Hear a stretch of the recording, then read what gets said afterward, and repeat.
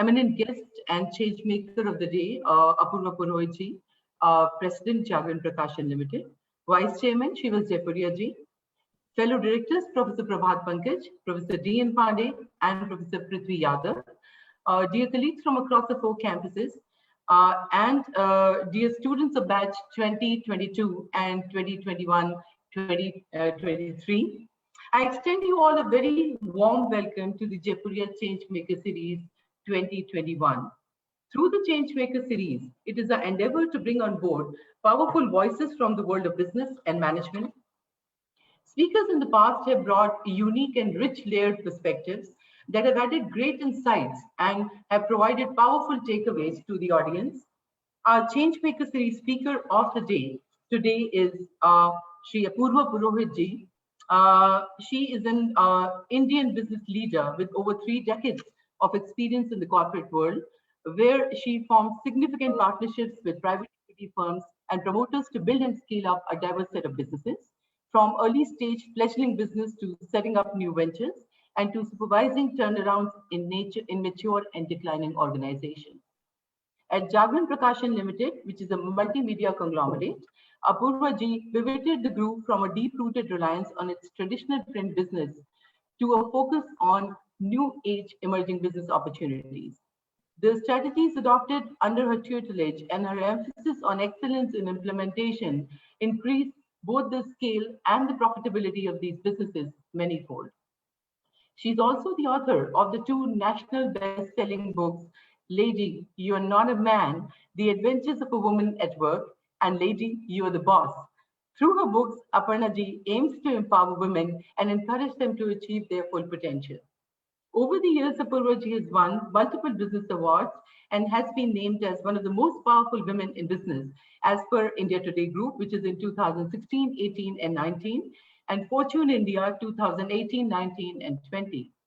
She was among LinkedIn's top voices and Your Story's top 10 digital influencers of 2020. Apurva ji holds a bachelor's degree in science, which is in physics, and she has completed her PGDM from IIM Bangalore. What adds another layer to her accomplishments is that she has been a state level hockey player and has played for Tamil Nadu State and Tamil Nadu University. Warm welcome to you, Apurva ji, and thank you so much for making time. May I request that the green certificate be presented to her as a welcome. Green certificate is a bit to extend a planet-friendly welcome to our guest. So in your name, we'll be planting a tree at Sundarbans National Park, West Bengal, which is a GIS marked, and through an email, you can actually track the progress of the tree. So with this tree, we warmly welcome you to the session on Changemakers. I now invite you to present your thoughts on the keynote theme of the session, after which we will open the session for Q&As.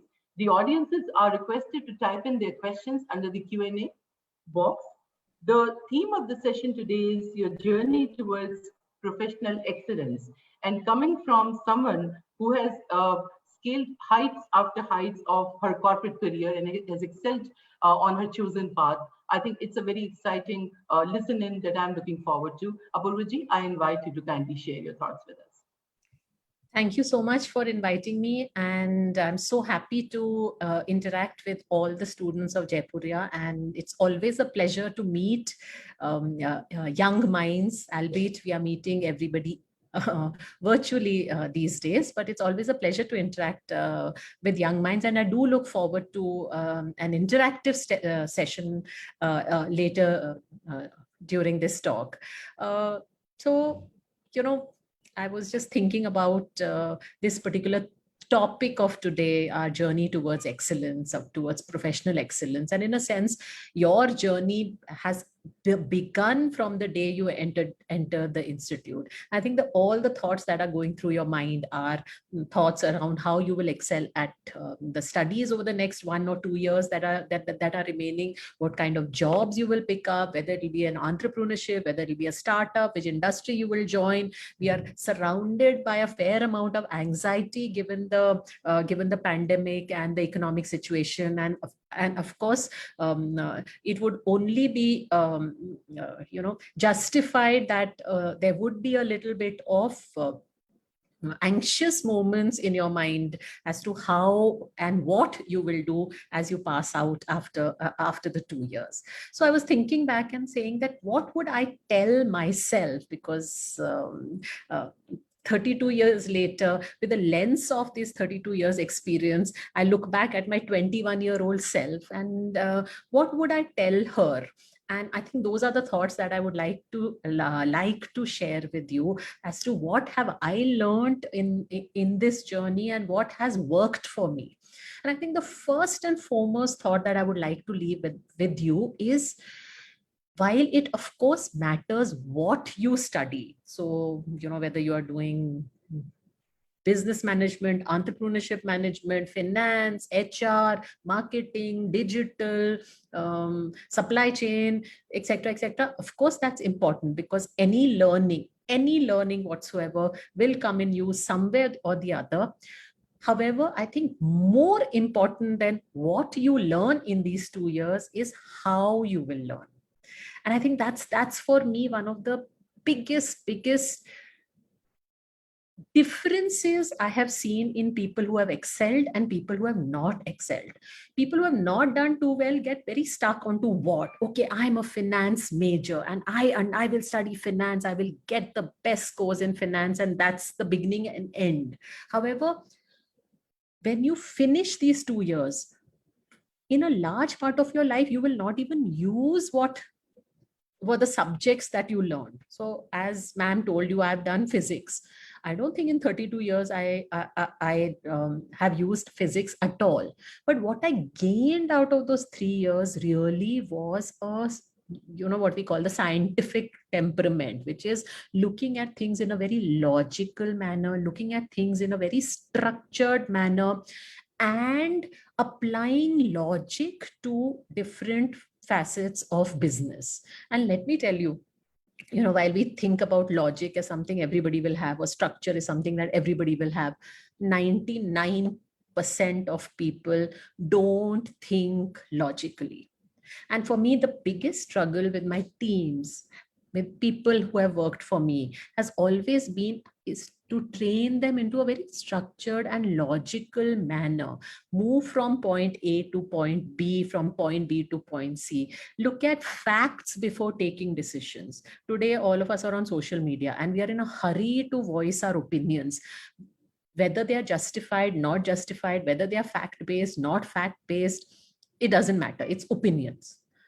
But opinions don't run countries. Opinions don't run businesses. Opinions don't make you successful. What makes you successful is using facts, using data, analyzing that data, and drawing sensible, logical conclusions, whether it is in a startup that you want to work on, whether it is your own career planning. How do you plan your career? So one story that I use very often, and I keep on telling, whether it's a CEO, whether it's a manager, whether it is a student like yourself, one story I keep on using to explain how to do fact-based thinking is this whole story about F1 that I have applied in my life. So many years ago, when I was in college, we were all asked to play a sport. It was mandatory that we participate in some sport. So I and a friend of mine decided that, okay, we will go and try and see if we can play for the hockey team of our college. So we went to for the trials there. And in the trials, my friend was very keen that she wanted to become the center forward, because center forward is, in that sense, the most exciting position, right? You get to score goals and you are the heroine of the entire team, etc. But many other women were thinking like her.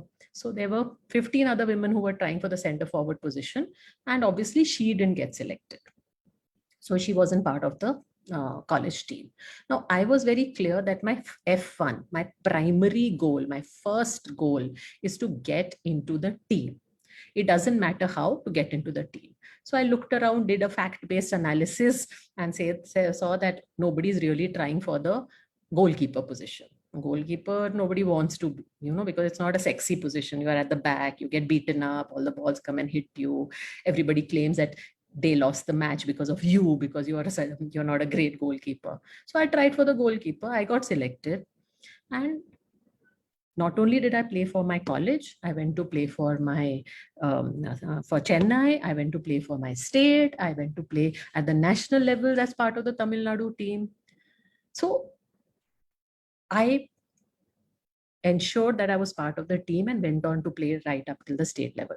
My friend, for whom the goal was the same, she also wanted to be part of the team. She didn't even get selected because in her mind, her F1 was not clear. Her F1 was, I want to play center forward. But if you really would have asked her, okay, what do you want? What is your mission? What do you want to do when you're coming to try out here? What do you want to do? I don't think her answer would be, I want to play only center forward and nothing else. Her answer was also the same as mine. I want to be part of the team. But who got selected and who didn't get selected? Now, isn't that illogical thinking? It's not center forward that is important. It is being part of the team that is more important. Now, logically and structure your thinking and figure out how you'll be part of the team. So often, all of us are not able to do this kind of structured thinking. And then at the end of the day, when we are successful or not successful, I think half the reason we fail in our endeavors is because we are not able to prioritize that out of these 3-4 things, what is priority one? What is my F1? Similarly, in your careers. So all of us want to, finish our 2 years, get a job. Have we started thinking of what will this job entail? What is the F1 that I want out of my job? So some of you may say, for me, the only thing that is important is money. Someone else may say, for me, the only thing important is that it teaches me to to start off on my own. I don't want to work in a hierarchical organization, reporting to people, having bosses. I want to be a master of my own fate, the mistress of my own fate. Someone may say, "Okay, I want to. I'm very, very passionate about economics. So I want to be an economist."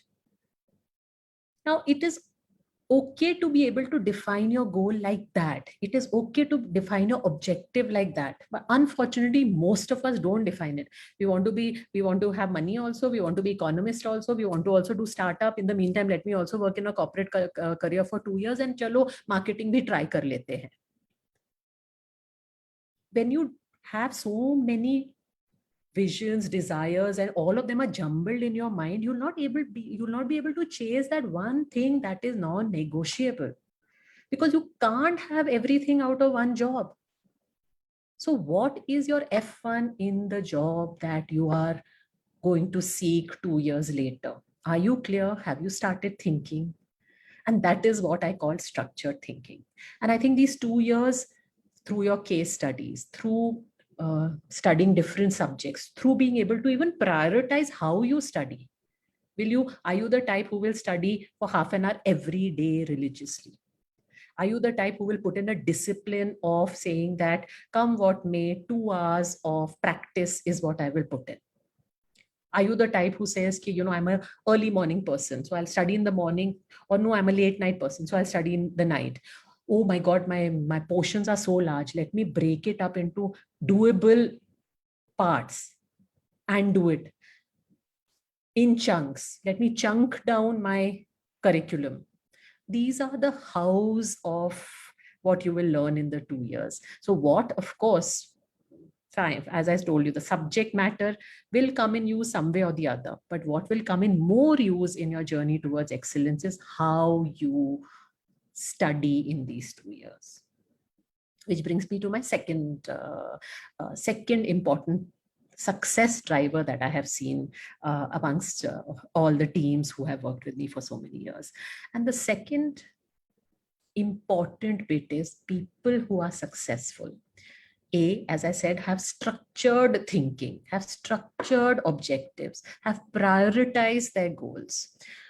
Second thing I have seen is they give equal emphasis to effort and equal emphasis to result. Unfortunately, all of us are so caught up in the output that we forget that there is an input required for that output to happen. We are so worried about our perception. What will my boss think of me? Let me quickly show him an output. Let me concentrate so much on that sales target that I have to achieve. Let me concentrate so much on the marks that I have to get, that you actually forget the subject itself you are studying. Let me figure out some hacks that I'll maximize my marks. Let me figure out some hacks that I'll maximize the sales number. But I'll tell you, in life, without effort, no result happens. B, sometimes the effort translates into results, as may happen in the case of, let us say, a subject. If you study it properly, the result will come. If you study it well, the marks will come. But many times in real life, effort does not translate into an immediate result. So however hard we may work, however hard we may put in, I have run so many businesses in these last 30 years that me and my team and everybody around has put humongous effort. But results are never in your control. You may do the best job possible and suddenly there's a pandemic. You may do the best job possible and then suddenly there's a crisis in your industry. You may do the best job possible and the boss who believes in you so much, the boss leaves and there's nobody else who's recognized your efforts. So many things in real life, effort equals immediate result is very less likely to happen. So then what do? Do you say, okay, let me not put in the effort? I'll keep on praying for a result, or anyway, it's not in my control, so why put in the effort? And my answer to that question is that, yes, the effort need not necessarily translate into result at that moment, but that effort will pay back somewhere or the other. Not maybe in that 1 year, not maybe in that particular job, not maybe in that particular environment, but 3 years later, 1.5 years later, 5 years later, in some other industry, in some other business, the effort that you put in, in that learning will give you results. Yet another story from my life, so that you understand that what I'm telling you right now is not just some global gyan. It has actually happened with examples I'm giving you. I'm giving you validation of what I'm saying. So I was in a media agency for a longish time, and then somewhere the time that I'd spent 10 years, 11 years working, and I was doing very well. I was on the growth path. I was already the head of a department, etc., etc. My husband changed jobs and we had to go to another city. So when I left from city 1 to city 2, the city that we went to was a much smaller city, and therefore in the earlier city, I was running a large department. Here, I was reduced to running a very, very small team. And I didn't have more than 3-4 hours of work there. Now, for a person who doesn't recognize the importance of effort, I would have said, okay, I have 2-3 hours of work here. Anybody who's watching, this is a small branch. It's not even a large metro or a large head office. So let me just 2-3 hours, let me work. And 2-3 rest of the time, I'll just gossip around, go on the internet, waste my time, etc. Many of my compatriots were doing exactly that because there was genuinely not enough work in that branch. But what I decided to do, that I don't believe in wasting time. So I would spend the whole afternoon, having finished my normal work, I would spend the whole afternoon researching, working out on documents which I could share with the rest of the teams, telling some teams, I'll teach you media, doing newsletters for my organization, trying to do pitches for new clients. So keeping myself busy by putting in 2-3 hours of hard effort and doing something more than my job. Nobody asked me to do it, but I was doing it because I didn't want to waste those 3-4 hours when I was at work. Now, one of the senior leaders was watching what I was doing, that she's doing pitches also, sitting out of one small branch. She's sending newsletters to the whole organization, etc., etc. And I think nearly 4-5 years later, he left that particular organization and joined ZTV. And he gave me my big break, my big career break happened when he recruited me at ZTV. And that sort of completely transformed my career. It put me in another league completely. Now, when I was putting in that effort, I didn't realize that he's watching me. I wasn't doing it to make him feel happy. Could I have even imagined that 5 years later, he will change jobs, he will call me, our paths will cross? No, I was just doing what I thought was right at that moment. But that effort that I put in translated into a result for me, both professionally and personally, 5 years later, in a completely different random direction. And I think that is the message that I want to give you, that, you know, effort will translate into action. And bosses and leaders don't necessarily look only at results. You know, we have this misconception because we are trained like that now when we are in school and college. Marks is all that matters. Marks is all that doesn't matter. In real life, it is the effort that we see our teams doing, because we also recognize that necessarily everything doesn't translate into a result because there are so many imponderables. But is this person putting in sincere effort? And we reward equally for effort. We reward equally for attitude. We reward equally for hard work as we do for the result. And I think that's a tremendous learning that I think all of you need to carry when you get into real life.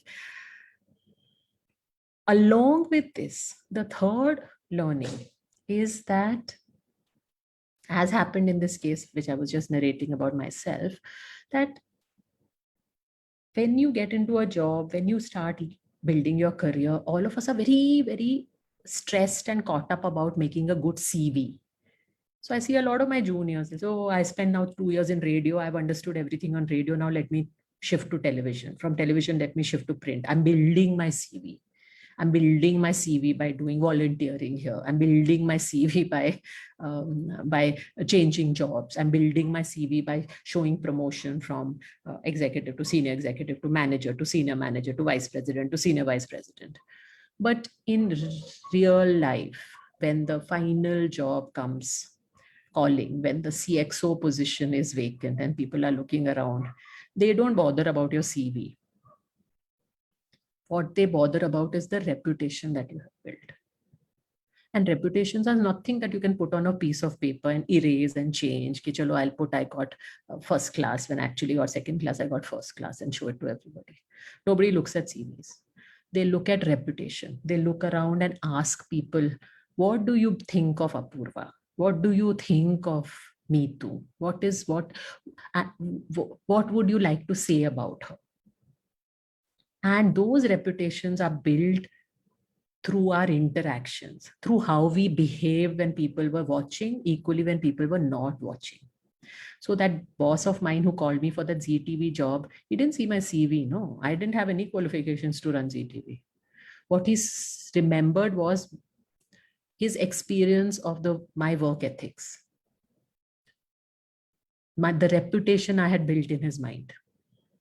And that is what, when many people ask me, you've spent 32 years, there are so many awards you've got, so many accolades, such large organizations you have run, so much you have, what are you most proud of? So I say, I'm most proud of only one thing, that in my 32 years, I never made a CV. And I've changed at least 3, 4, 5 jobs. All my jobs I got because of people remembering what I did, of recommendations, of my reputation. I never got a single, I don't have a CV. I've never made a CV. I think that is what each of us should strive for, that our reputations will speak for ourselves. Our reputations will matter. Our reputations will count. So I use this song very often to explain what I mean, which is, एक बार वक्त से लम्हा गिरा कहीं, वहाँ दास्तां बनी लम्हा कहीं नहीं. So that lamha, every lamha in our lives is building or marring our reputations. So are you making each lamha count? Are you building stories out of each moments in your life? Every interaction that you do with your teachers, every interaction that you do with other students, every person you will meet when you go out in, whether it's a junior, whether it's a senior, whether it is the guy who comes and gives you a coffee or tea. What will he or she say about you? What is that reputation? Are we treating reputation building as a very, very serious imperative in our lives? And I think finally, before we open this out for questions, the last thought that I want to leave with all of you is, I think all of us are so caught up in the busyness of life. So, we're on social media, we're checking our phones all the time, we are doing email also, we think multitasking is so good, getting up and doing A, B, C in a very superficial manner. That we are not giving enough time to do some reflection about what am I doing? What is the purpose of my life?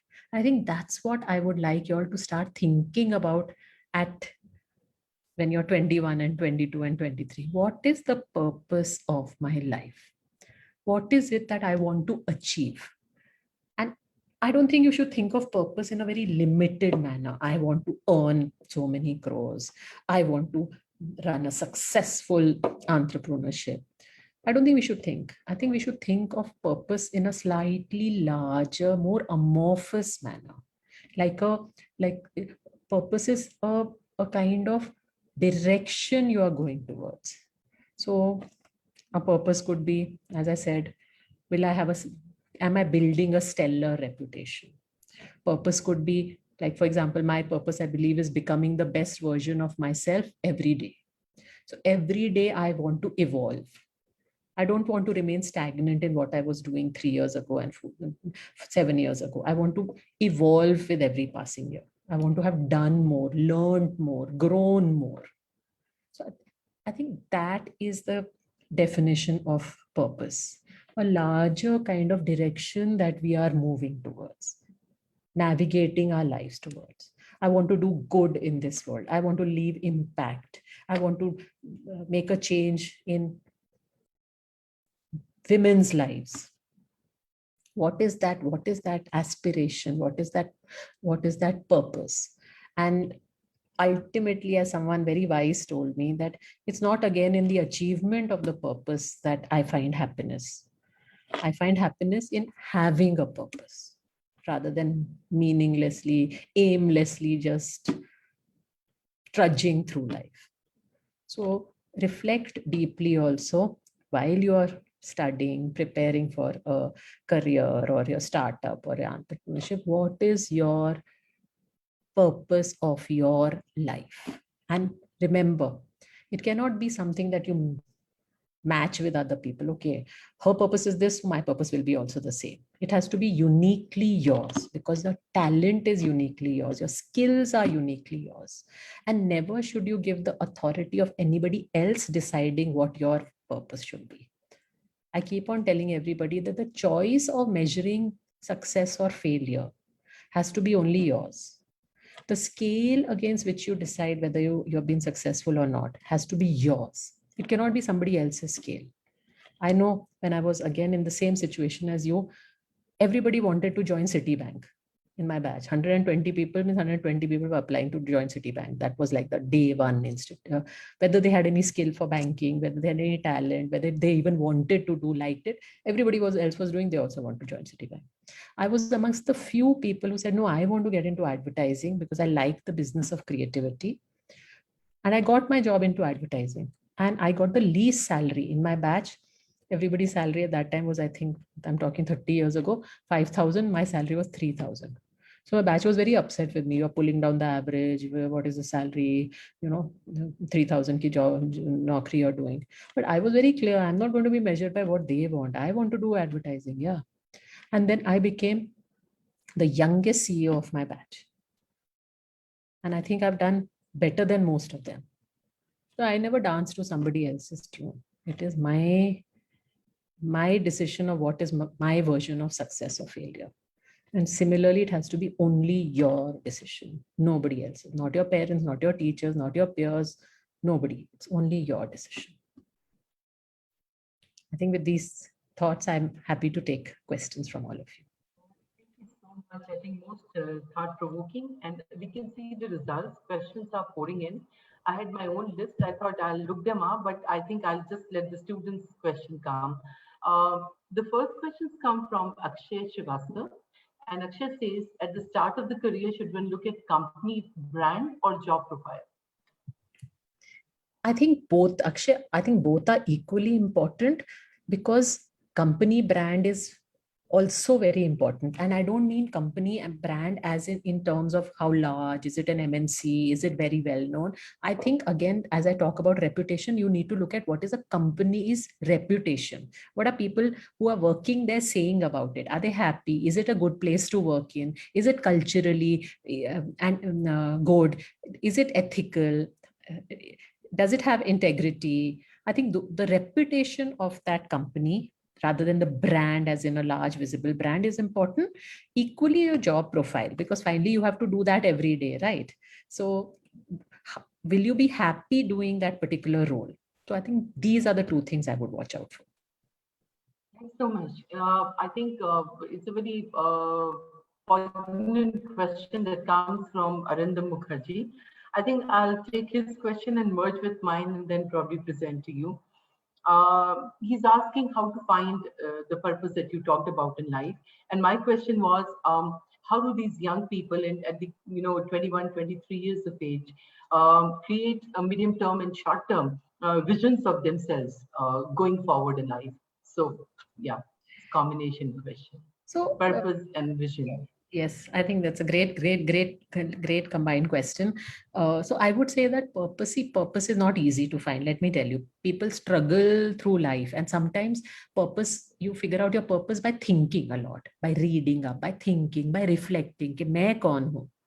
As a great philosopher has said, na, if I am not I, who will be? So who am I? That only question we are not able to answer. So asking for yourself, what am I? What do I like? What are my strengths? What are my weaknesses? Once you know that, once you understand yourself, a purpose can be found. Sometimes purpose is found by experimenting. So it may take you a few years to figure out your purpose. You may do A, then do B, then also try. So don't worry, don't fear experimentation. Try out different, get out of your comfort zone, try out 3-4 things, and purpose will evolve. So don't be in a hurry to fine tune and hardwire your purpose, but also don't be afraid to experiment. So try. The connected question from Srijan Mishra is, I'm sorry, I'm just bringing it in. He's probably looking for a toolkit to say what all points should be kept in mind while introspecting oneself to find a purpose. Correct. So I think the toolkit, so to speak, or the introspection that one has to do, as I said, one is to understand yourself very clearly and objectively. And I think by the age of 21, 22, we understand what our strengths are. Are we people oriented, or are we more individualistic? Can we be comfortable in hierarchies? No, can we or work in isolation? Can we do we like this? Do we like research? Do we like management? Do we like communication? So what are our skill sets, and what do we like? And what do we not like? I think that's one way to sort of do some introspection. And I think the other introspection is also to start imagining. I think it's so important to have a good imagination of, okay, so while this job looks very exciting, your entrepreneurship looks very exciting to set up on, but entrepreneurship is a lot of hard work. It's a very lonely thing. You actually have to get your hands dirty, whereas if you work in a corporate environment, there is a structure already in place. Entrepreneurship is so unstructured. Will you be comfortable in a lack of structure, or do you want a structured environment? So I think, are you a deep worker, or are you a generalist? I think when you ask yourself these, am I this or this? Am I this or this? You will get an answer. And I think I have not addressed that point that you brought in, that how do we short-term, medium-term, long-term chase a purpose? So as I said, that in anything, you have to chunk it down, whether you're studying something, whether you're wanting to lose weight out of following exercise and diet, you have to chunk it down. What will I do today? What will I do in 3 months? What will I do in a year? What will I do in 5 years? So as I said, that have a broad purpose that you will achieve over the long term. But let's say you want to say that I want to be like, one of the things that I've always said that I want to build organizations, but I equally want to build leaders. Now, I cannot start saying, okay, I want to build leaders. Today only I will build 5 CEOs. I start with the thing that, first of all, let me understand what it takes to be a good leader. Then let me start training people. Am I investing time in training people under me to become team managers? Then I'm investing time under me for people to become good CXOs. Then I'm investing time for team to be CEOs. How am I, at the end of the 20 years, I would have built great leaders? But did I do it throughout my journey? Or I said, no, when I'm 20, once I spend 20 years, I'll build great CEOs. To build great CEOs, you have to first build great team managers. You have to build great CXOs. You have to build great functional heads. Then only you can jump there. No? So I think you have to chunk it down and convert that to what I will do in the next 3 months, next 6 months, next 3 years. I think a wonderful way, and you've unpacked it so beautifully. I'm sure it addresses the question raiser. There are 2 questions, one from Shruti Agarwal, who's asking, I'm merging them once again into one because I want to take as many questions as I can. What was your constant motivational force in those last 30 years that kept you going? And Anushka Agnihotri is asking, ma'am, you are an inspiration to all of us, but I want to know who is your inspiration in life? I think for me, a lot of what kept me going, as I said, was this whole desire that I want to be the best version of myself, that I want to, I want to do more. I want to learn more. And an ability to not be comfortable with status quo or comfort zone. So I've always pushed myself out of a comfort zone. When I get into a comfort zone, I actually become restless because I feel my learning has stopped. So I keep pushing myself out of a comfort zone. And I think that's sort of kept me motivated. Inspiration, of course, one finds everywhere. One finds inspiration in books. One finds inspiration in some of our, seniors. I found a lot of inspiration from my mother, who has been a very, very dynamic woman who's broken a lot of barriers herself. So I think if you look around, you can find inspiration anywhere. Thank you for that. And I think there are a couple of questions which are along the same line. I'm reading the person who raised the question, their name, and then the question. The Pankita, then there is Shivangi, and there was yet another one on top. I think, Shubhankar Bajpayee. The question is broadly pertaining to, how to keep going when things are not working the way you want them to. There are underlying fears and restlessness, how to deal with it. And these are very young people, so obviously your experience will be very vital. So I think my first answer I want to give is that all of us have fears. Don't think that, God, she looks so confident, or he's a CEO, or he's the director of an institute. Therefore, they don't have fears in them. All of us have fears. All of us suffer from the imposter syndrome. Imposter syndrome is sitting inside our heart and telling us, you are not good enough. You can't do this. How can you think that you can go and work in this environment? What have you done in the past? So we all have this critic in ourselves who's constantly, that voice in your mind is telling you, maybe you can't do it. Are you sure? So understand that this critic exists in all of us. Answer to that is that sometimes, of course, you have to take cognizance of what the critic is telling you, because sometimes they are right. The critic is right. Now, it's warning you to be careful. But many times the critic is wrong. Many times the phrasing or the reframing has to be in our mind. Chalo koshish kar lete hain na. Let me try. If I don't try, how do I know whether I will succeed or fail? Why? Everybody's trying it. Let me also do it. What is rocket science in this? What do you mean that I cannot become a sales head? If I've never done sales, why can't I become sales head? If that person is offering me that opportunity, they must be seeing something in me. So a lot of, I think we need to constantly also do reframing. So in your mind, balance the positive and the negative. If the negative is calling out too much, look at also what are your positives and what your strengths are. And I keep telling people this. Imagine Sachin Tendulkar, if all the time he was saying, "Arey, main to acha bowler nahi hu, main to acha bowler nahi hu," would he have been the greatest batsman ever? So what did he concentrate on? He's concentrating on his batting, no? Or he's allowing his "मैं तो अच्छा bowler नहीं हूँ, तो let me practice more bowling." No, no. So we have to also concentrate on our strengths, and all of us have strengths. And the moment you concentrate on your strengths, it will give you more confidence to move ahead. Thank you. So there are two questions, one from Roshni and the other from Shashank Sharma. And they're probably pretty much leading in the same direction. Shashank is asking, what are the skills needed for joining media industry? And Roshni's question is on a career in brand management. So I think for both media and brand, a couple of things that you need to enjoy. See, skills will develop over a period of time, but I think what you need to enjoy, you certainly need to enjoy this, the communication industry, because both media and brand, there's a lot of reliance on how good the communication is, right? How good the marketing is, how good the story that you're building around your brand or around or telling in media are. So do you enjoy communication? Are you good at that? I think the other thing is also both media and brand rely a lot on not creativity as such, but the business of creativity.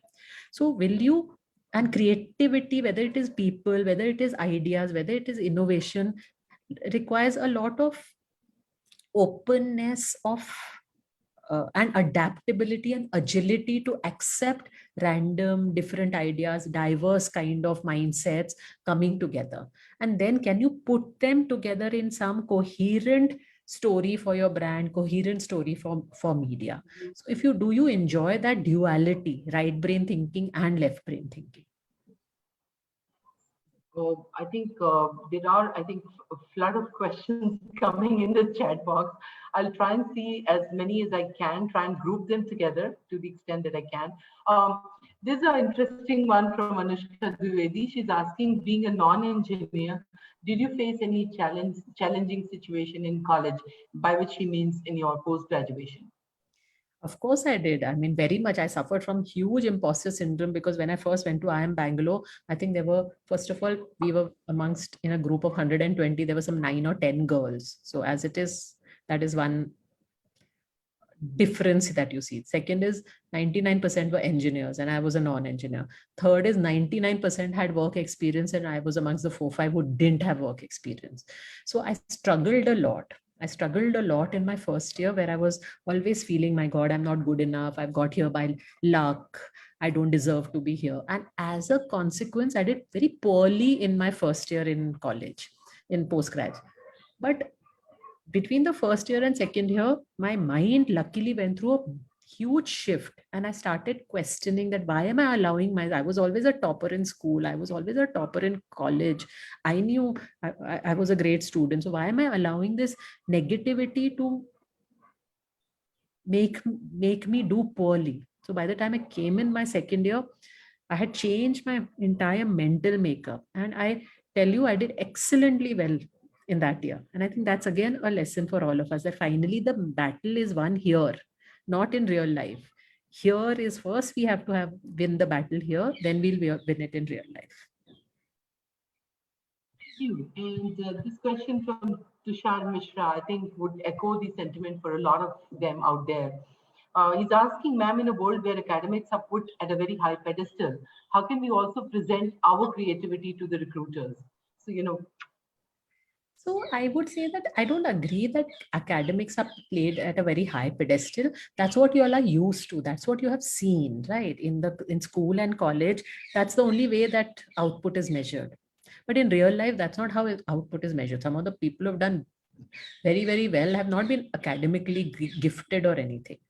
Now, what happens at the recruitment stage? Please understand that, of course, at the recruitment stage, people are looking at your marks. Why are they looking at your marks? Because marks are a testimony to them. Did you study hard enough? Did you put in the effort? Otherwise, how else do they judge, right? How else do they judge?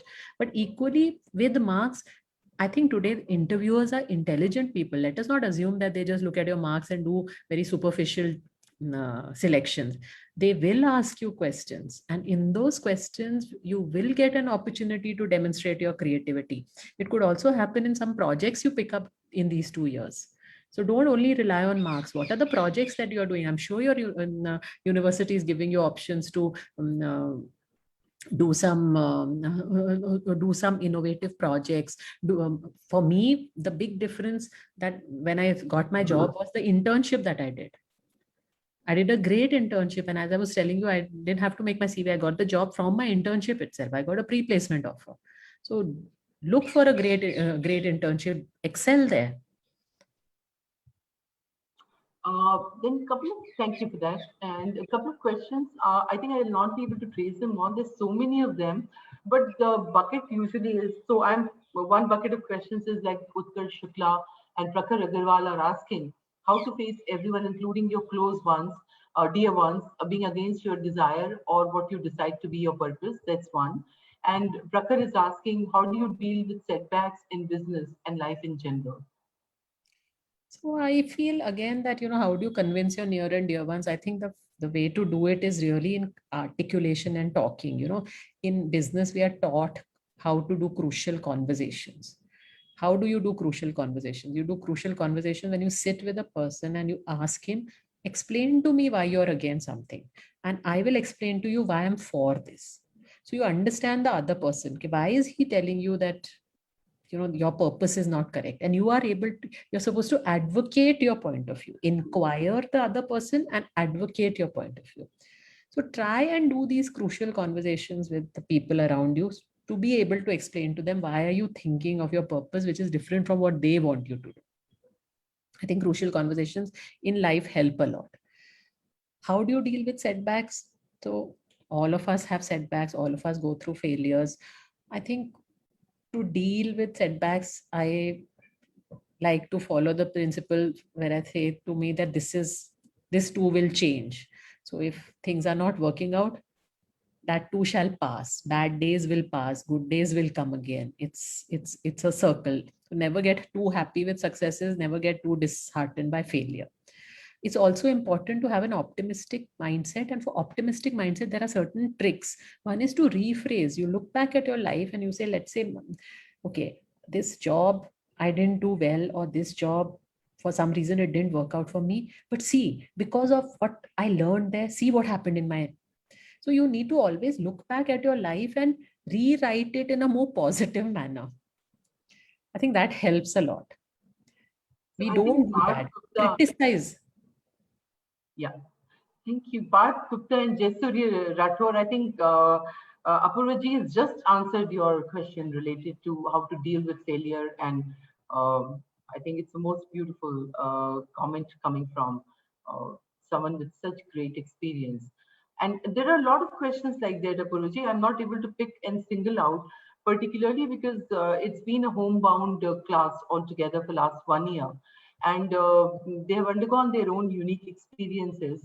And what I can read from the set of questions is that there's a restlessness in trying to address life issues now. So developing a vision of themselves, finding that purpose in life, amazing, amazing. There is a question from Shruti Bisht, which is a very sweet question. She says, what are the 3 essentials for success? So firstly, I would like to, people, all of you who are going through restlessness or anxiety, please understand the whole world is in the same boat, right? Whole world is, so you have seen these 2 years, you have seen absolutely the bottom of what could happen. From now on, it is only upwards. So imagine, just look at it again, as I say, reframe your life. Now look back. Now you'll get into, let's say you start working in an organization. The organization has seen the worst ever 2 years. Anything you do will be seen as successful. Imagine entering an organization which has done the best year. For you to do even better will be so hard. Now for you to do well is going to be so easy, na? Because it's zero se kuch bhi karoge acha hoega.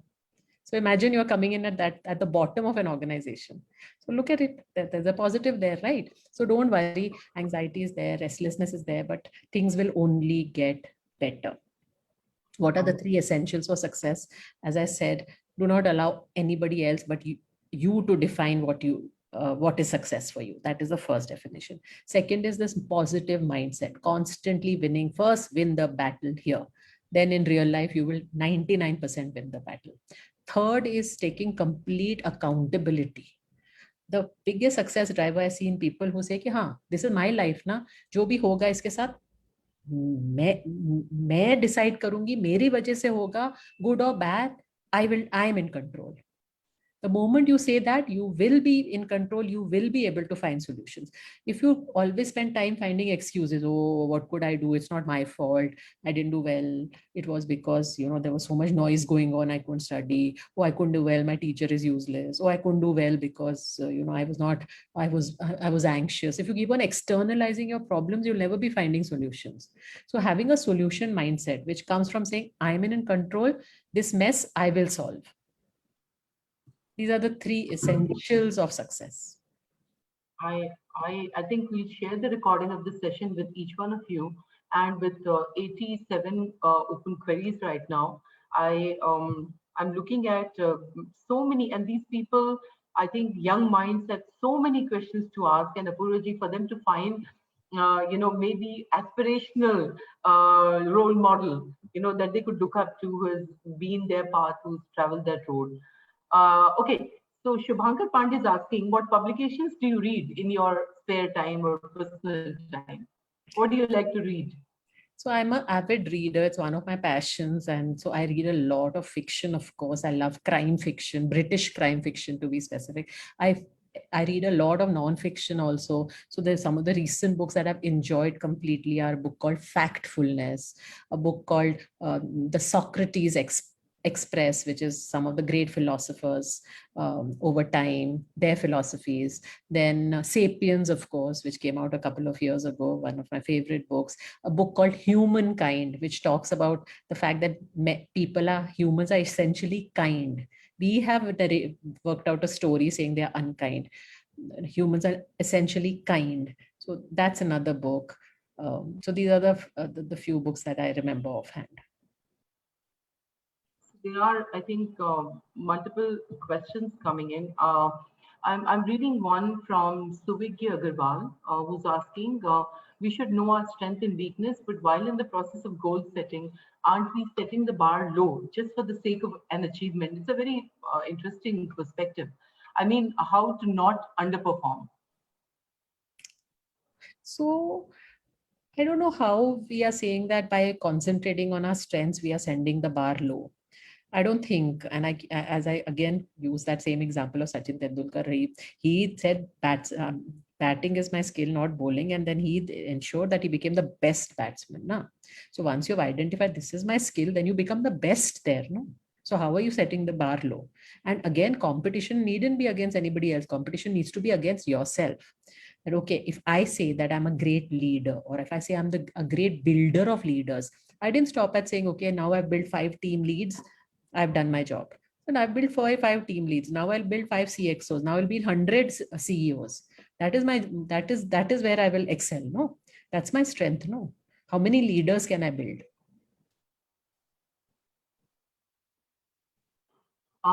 That I think is an amazing series of questions. Apurva, do you want to spare 2-3 more minutes so that we can take 1 or 2 more questions? Yes, I'm happy to take 2 more questions. Thank you so much. This is, I think, a debate that's come up in the mind of Anushka Sharma, who's asking, will switching companies mean that you're not consistent enough, or we should go for it if the offer is extremely well? Okay, so I think switching companies, I would not, I never tell people that, you should not leave companies.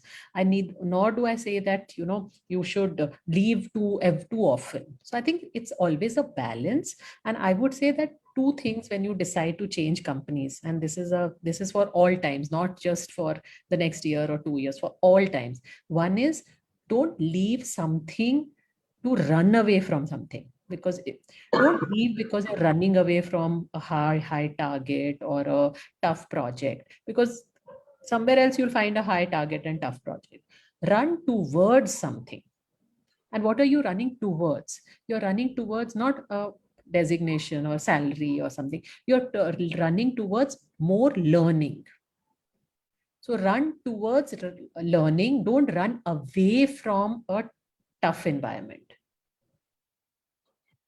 Thank you. And the last question, I think I'll merge mine and Mohit Srivastava's. Mohit is asking, ma'am, with such a fast pace of business, digital transformation and automation, what would be business management role in the coming year?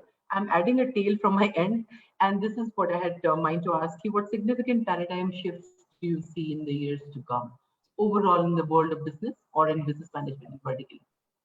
So clearly, digital transformation is one thing that every industry, every business is grappling with. Okay. And things are changing at a very, very fast pace. So the two messages that I would like to leave with you in this whole thing of transformation and change, one is that never assume that it is a binary, 0, 1. Never assume that everything was physical, now everything has become digital and the physical world is over. It's always going to be a hybrid. And that is what we are seeing in businesses, whether it's the media business, whether it's the retail business, whether it is the consumer business, service business, that consumers are wanting a hybrid mix. So they want to shop online, but also want to go and try and feel a product offline. They want to read a newspaper in the paper form as well as see it on Twitter and on digital media. So a hybrid form, especially in a country like India, which is so very complex and complicated, exists. So understand that nothing in life is 0, 1. It's always shades of gray. And so you have to deal with a hybrid environment at different points in time. That's my first. The second thing is that, today we are saying digital transformation. 3 years later, it may be completely something else. 5 years later, it may be completely something else. I would say be prepared for uncertainty. Don't worry about uncertainty. Uncertainty is part of all our lives. Flux is constantly part of our lives. So don't worry. And therefore, in your mind, don't be stuck to a groove. Don't get stubborn. Be agile, be adaptable, be willing to change, be willing to learn. And I think learning mindset, for me, look at media. I started working in media when you would not even know Doordarshan was there. And we used to, if you wanted to show some cricket scores, we actually had to handwrite it and put it in front of the TV camera. And that's how the cricket scores were shown. Today, just see the kind of graphics that you see on television, where it has gone. There was no digital, there was no radio, so what we started. But I learned now. Currently, I've worked in the last 3 years on a huge digital transformation for Jagran at this age. Why? Because I've always had a learning mindset. So be adaptable and flexible, and then you can deal with any uncertainty. I think the most exciting Q&A round we've had so far, 106 questions I can see in the chat box. To those whose questions we could not take, let me tell you that we'll respond to them through mail. And Apurva ji, I think I'll just quickly take 1 minute only to just highlight the key points, because those are very, very important points that, as I took. You spoke about using data to draw logical conclusions. And a manager talks with data, not with, you may use intuitiveness, but you don't use assumptions that are ill-founded. You talked about fact-based structured thinking. Think about it, reflect on it tonight. Ask yourself the question that the last post I wrote on social media, the last thought I sent to my friend, was I actually using structured thinking? Even when I was having interactions with you about what you want to do in life, or directors are having, think about it. Equal emphasis on effort and results, a very potent point. Somebody is watching, and that's true in life. Whether you think nobody's noticing, somebody's watching out there, and build a stronger reputation versus build a robust CV. So you do not ignore either, but reputation gets you further than perhaps a well-built CV would. So that's my summary or understanding. Reflections on the purpose of life, and periodic and repetitive reflections on life are going to help you get your purpose or course creation. You to do course correction halfway. So extremely and crucial conversations Many of us fail in life, relationships die out, people lose jobs because we do not know how to carry out those crucial conversations. What wonderful lessons, I mean, one after the other. Thank you so much for this beautiful, energy filled, very insightful 1 hour of your time, and extremely grateful and hope to reconnect with you sometime in the future. To all attendees, all audiences, our dear students, I really appreciate your enthusiastic participation. Keep on participating the way you've done today. Have a great evening and a great weekend too. Thank you so much. Thank you, Doctor. Thank you for inviting me, and all the best to everybody. God bless all of you. Thank Stay you. safe. Bye.